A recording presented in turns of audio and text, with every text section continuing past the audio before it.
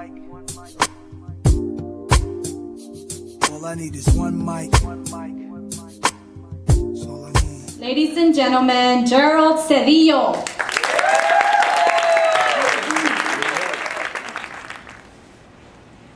To the thief that stole my television set as a child. Come back, hermano.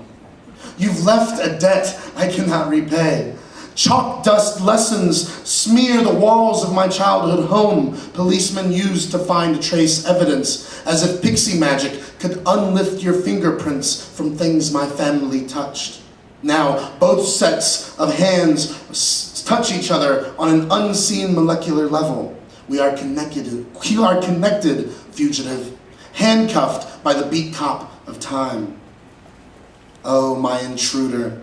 I remember you walking upright, free, past the open door of my bedroom one early summer morning, our television set in hand, like a silver platter a proud butler might present to a table, casual and with a slight smile, when our eyes met, but said nothing out of confusion, fear.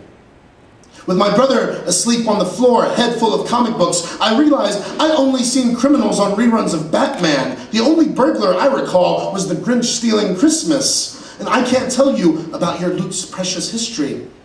How I watched the finale of Cheers with my grandmother who snorted coffee out of her nose. Super Bowls, Masterpiece Theater murder mystery piano intros playing me to sleep.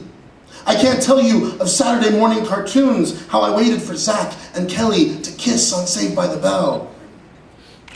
Or how, imitating something I'd probably seen on that television, I jumped off the roof of my house and broke my wrist, and I calmly sat down beside my father and said, I think I need to go to the hospital.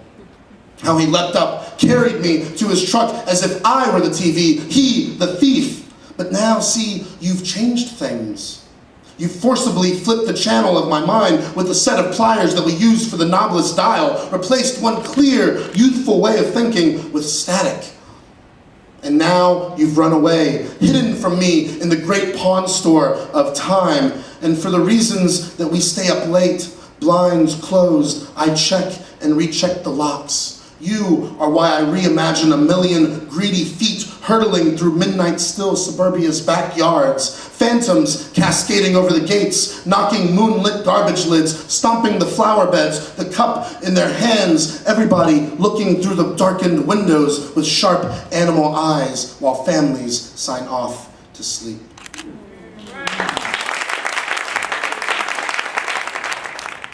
Chicharrón. Raven-haired cousins clap through the dirt yard, shout beyond the fence line in some faraway game.